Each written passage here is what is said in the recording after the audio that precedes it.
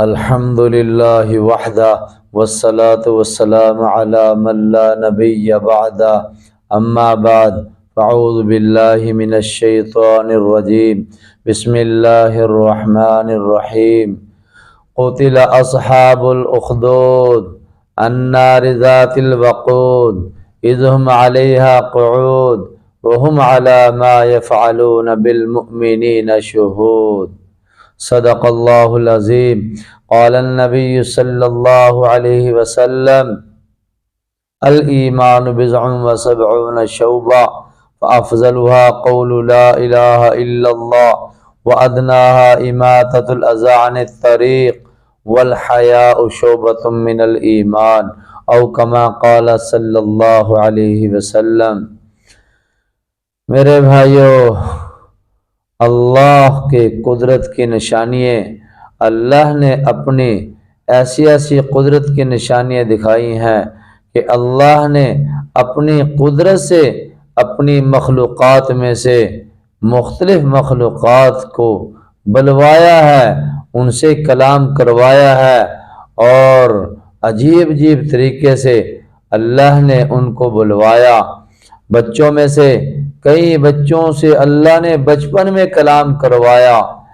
ایک بچے کا ذکر اللہ قرآن میں سورۃ بروج میں اللہ نے اس کا تذکرہ کیا، اور مفسرین نے اس کے اوپر لمبا قصہ لکھا ہے کہ اللہ اپنی قدرت سے کیسے بلواتے ہیں، اور اللہ کیسے ذریعہ بناتے ہیں، اور کیسے کس کو اللہ ذریعہ بناتے ہیں لوگوں کو ہدایت پہ آنے کا، لوگوں کو دین زندہ کرنے کے لیے اللہ کیسے ذریعہ بناتے ہیں۔ لکھا ہے کہ ایک بادشاہ تھا، اور وہ یہ کہتا تھا میری بادشاہت مانی جائے اور مجھے لوگ ماننا شروع کر دیں۔ اب اس نے اس بات سے لوگوں میں آواز لگانی شروع کر دی اور اپنا حکم چلانا شروع کر دیا۔ آخرکار اس کے پاس اس کے وقت میں جادو کا علم بھی عام تھا۔ اب جادو کے علم کے ذریعے وہ لوگوں کو اللہ سے دور کرنا چاہتا تھا۔ اس نے ایک نوجوان کا انتخاب کیا۔ بعض کہتے ہیں کہ اس کا اپنا بیٹا تھا، بعض کہتے ہیں کہ ایک نوجوان، ایسا ذہین ترین نوجوان کا انتخاب کیا گیا تاکہ وہ جادو کا علم سیکھے اور اس کے ذریعے اس بادشاہ غالب آ جائے اور یہ لوگوں کے اوپر غالب آ جائے۔ اب اس نوجوان کا انتخاب کیا گیا کہ فلاں جگہ جا کے تو نے اس علم کو، جادو والے علم کو حاصل کرنا ہے اور اس کی کوشش کرنی ہے۔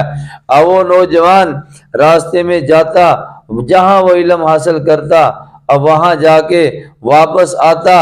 اللہ کی شان، اب راستے میں جہاں وہ جاتا اس کے درمیان میں اور اس کے گھر کے درمیان ایک اللہ کا بندہ بیٹھا ہوا تھا۔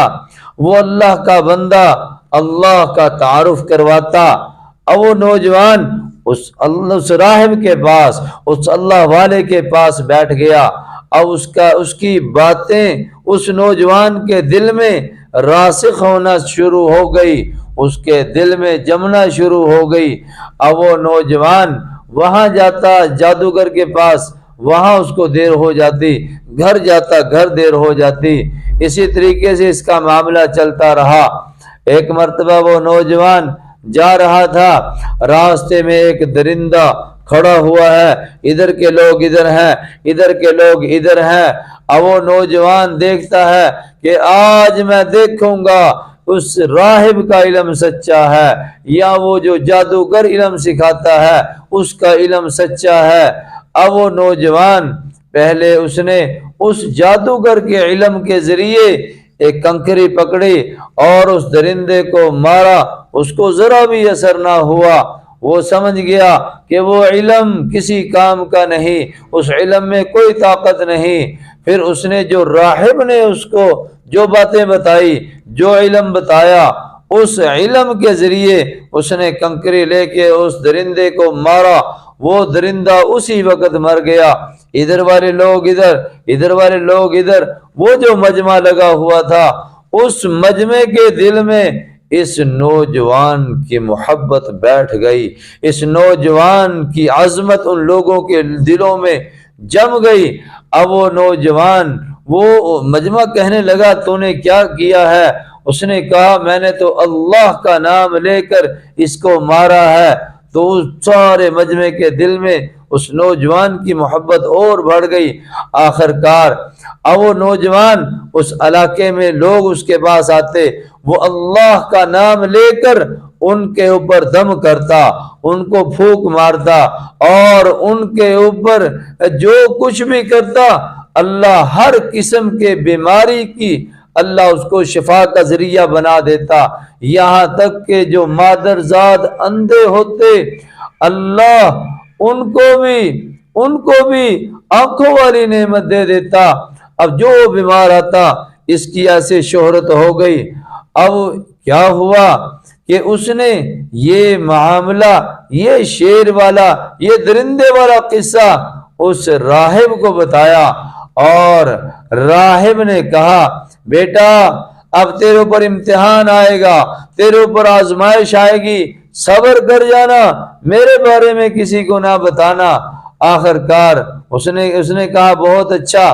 اب وہ آہستہ آہستہ اس کی ترقی ہوئی، لوگوں میں اس کا مقام بڑھتا چلا گیا۔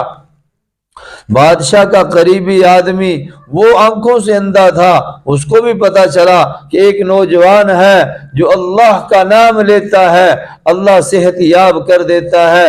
آخر کار وہ اس کے پاس آیا، اس نے کہا میری کوئی طاقت نہیں، ایک اللہ کی طاقت ہے، اللہ کے نام میں طاقت ہے، اللہ کے نام میں برکت ہے۔ اور یہ باتیں جب اس نے کہی اور اس کی آنکھوں کی طرف اشارہ کیا یا دم کیا، اسی وقت اس کی آنکھیں ٹھیک ہو گئی، اس کو نظر آنا شروع ہو گیا۔ اب وہ بادشاہ کے پاس گیا، بادشاہ نے پوچھا تجھے یہ تیری آنکھیں تجھے کہاں سے ملی؟ کہ ایسے ایسے ایک نوجوان ہے، وہ اللہ کا نام لیتا ہے، اس کے ذریعے اللہ شفا دے دیتے ہیں۔ اب بادشاہ نے اس کو بلایا کہ یہ نوجوان تو وہی ہے جو جادو کا علم سیکھنے کے لیے جاتا تھا۔ اس سے پوچھا تو کہاں چلا گیا؟ تو نے کس طرف اپنا رخ کر لیا؟ ارے تو کس طرف چلا گیا؟ اس نے بتایا ایک راہب اس کے پاس میں جاتا تھا۔ وہ بات اس کے ذہن سے نکل گئی کہ راہب نے کہا تھا بیٹا میرے بارے میں کسی کو نہ بتانا۔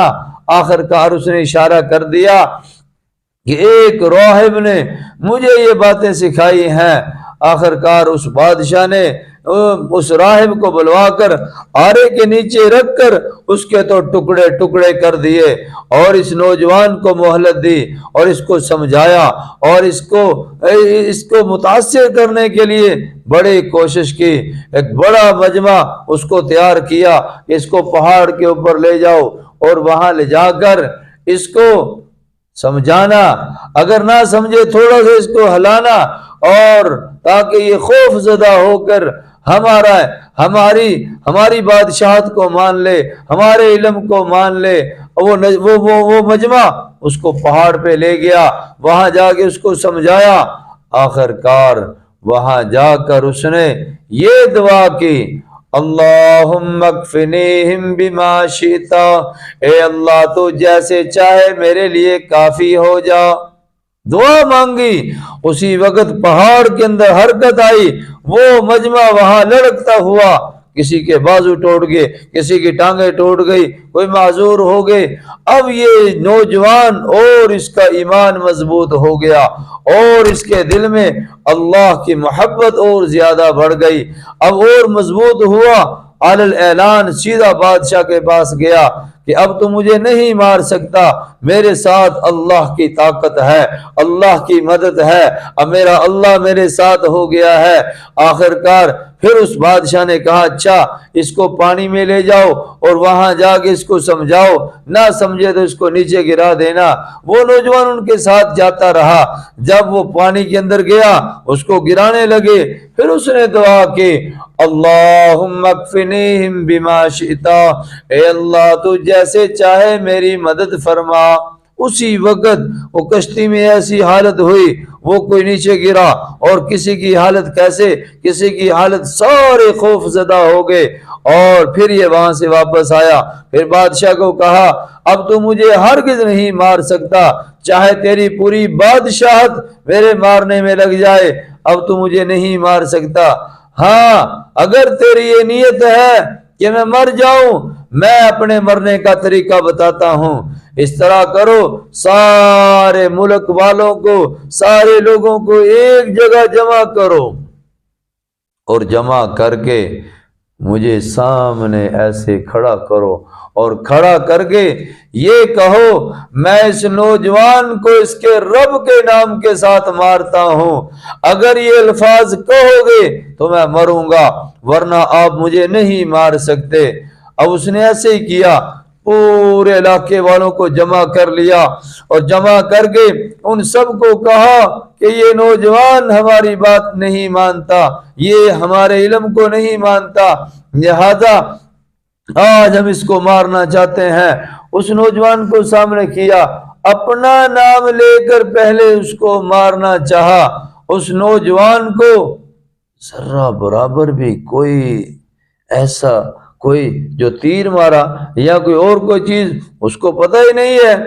اس نوجوان نے آواز دے کے کہا آپ مجھے نہیں مار سکتے جب تک جو الفاظ میں نے کہے ہیں وہ نہیں کہو گے، اس وقت تک میں نہیں مر سکتا۔ وہ بادشاہ مجبور ہو گیا۔